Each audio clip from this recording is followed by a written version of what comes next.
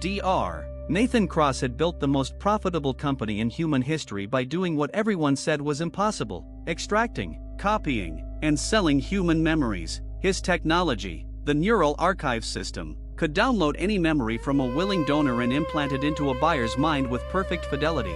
Within 5 years, memory markets had become a trillion-dollar industry. People paid fortunes to experience climbing Mount Everest, falling in love for the first time, or witnessing historical events through the eyes of those who were there. Nathan had become the wealthiest man alive by commodifying human experience itself.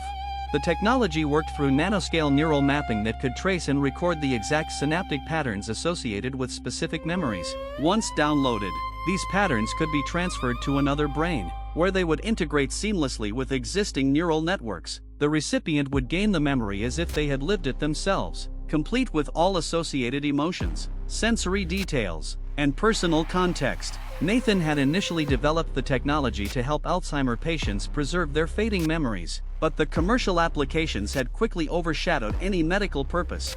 Memory markets offered everything imaginable. Premium memories from celebrities sold for millions, exotic vacation experiences went for thousands, and even mundane memories like a perfect meal or a peaceful sunset had their buyers. The company's most controversial product line was emotional memories: first kisses, wedding days, the birth of children, sold by people desperate enough to monetize their most intimate moments. Nathan justified it as giving people experiences they could never afford or physically achieve, but critics called it the ultimate form of exploitation, turning human consciousness into a consumer product. Nathan's personal life had become as artificial as his business. He owned thousands of downloaded memories purchased from others, filling the gaps in his own emotionally barren existence. He had memories of loving relationships he'd never actually had, adventures he'd never taken, achievements he'd never earned. His biological memories were buried under layers of purchased experiences, making it increasingly difficult to remember which parts of his identity were authentically his own. He told himself this was research, understanding his product from the consumer perspective, but the truth was darker and more desperate. Everything changed when Nathan received an anonymous memory file with a message that simply read, "Download this, it's about you." Against his better judgment and all company security protocols, Nathan loaded the mystery memory into his personal neural archive chair and initiated the download. What flooded into his consciousness was impossible. He experienced a memory of himself, seen through someone else's eyes, making a decision he had no recollection of ever making. In this memory, he was older, perhaps by 20 years. Standing in a stark white room, speaking to a younger version of himself, the version he currently was. The older Nathan was explaining something urgent, something about the true nature of memory technology. The memory showed his future self, revealing that downloaded memories weren't just copies, they were transfers. When someone sold a memory through the neural archive system, it wasn't duplicated, it was extracted and moved, leaving a void in the original owner's mind. The technology couldn't actually copy consciousness, it could only relocate it. Every memory Nathan's company had sold had been stolen from the original owner, who would experience that part of their life as a permanent gap. A blank space they couldn't even recognize was missing because the awareness of the memory was gone too. Nathan felt his world collapsing as the implications became clear. His entire company was built on a lie, or more accurately, on a truth he had deliberately hidden even from himself. The memory continued, showing his older self, explaining that Nathan had discovered this flaw during the early testing phase but had made a choice. He had used the neural archive system on himself to erase his own knowledge of the technology's true nature, downloading his awareness of the ethical violation into an encrypted storage file and selling himself a false memory of how the technology worked. He had literally made himself forget the crime he was committing. The memory revealed more. Nathan's company wasn't just stealing individual memories, it was systematically harvesting human consciousness on a massive scale. Millions of people had sold pieces of their lives, creating holes in their identities that they couldn't perceive. These gaps accumulated, making people feel increasingly disconnected from their own pasts, struggling with inexplicable emptiness and identity confusion that therapy and medication couldn't address because the problem was neurological absence, not psychological trauma. But the darkest revelation was still coming. Nathan's future self explained why he had sent this memory back. The memory transfers weren't permanent. Every downloaded memory had an expiration coded into its neural structure, usually about 20 years. When these memories degraded, they didn't just fade, they collapsed catastrophically. taking surrounding neural tissue with them. Every person who had purchased memories was carrying time bombs in their brains. In approximately 5 years, the first wave of memory purchases would begin to expire, and millions of people would experience simultaneous cognitive collapse.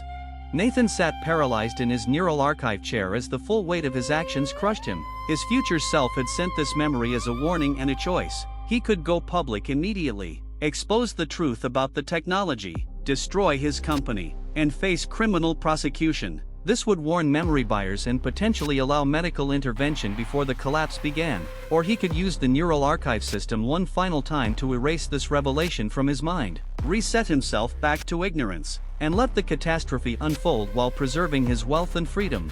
The memory included one final piece of information. Nathan's future self explained that he was sending this message from a specific point in time, a moment just after the first memory collapses had begun. The older Nathan was dying, his brain destroyed by cascading failure of dozens of purchased memories simultaneously degrading. He was sending this memory as his final act, using the last moments of cognitive function to give his younger self one chance to make a different choice than he had made. Nathan realized the horrifying logic of his situation. His future self had obviously chosen not to go public, had erased the warning memory, and had allowed the catastrophe to proceed. The fact that he was receiving this memory meant he was caught in a loop.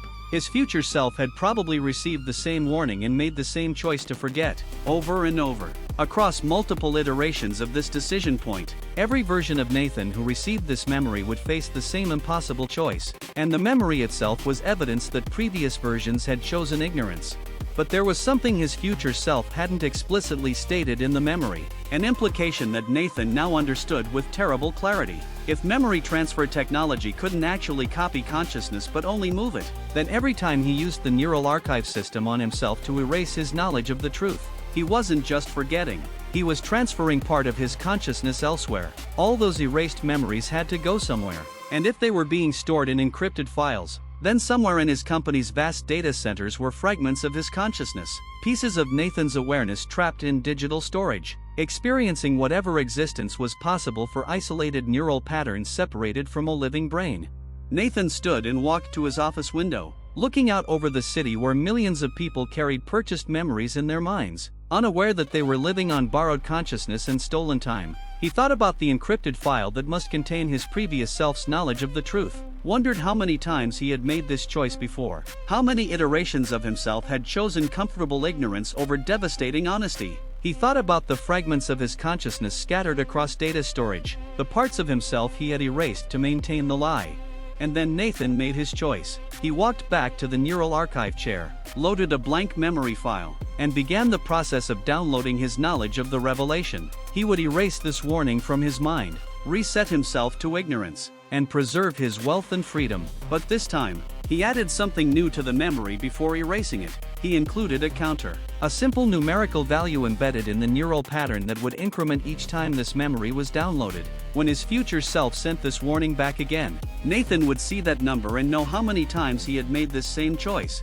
As the neural archive system activated and Nathan felt the memory beginning to extract from his consciousness, his last thought before the knowledge disappeared was wondering what number he would see if he could check that counter right now. How many previous versions of himself had already made this exact same choice, and whether there was any iteration of Nathan Cross who had ever chosen differently, or if every version of himself across every timeline was doomed to choose comfortable lies over unbearable truth, condemning millions to cognitive collapse while preserving his own willful ignorance in an endless loop of ethical failure and deliberately forgotten consequences.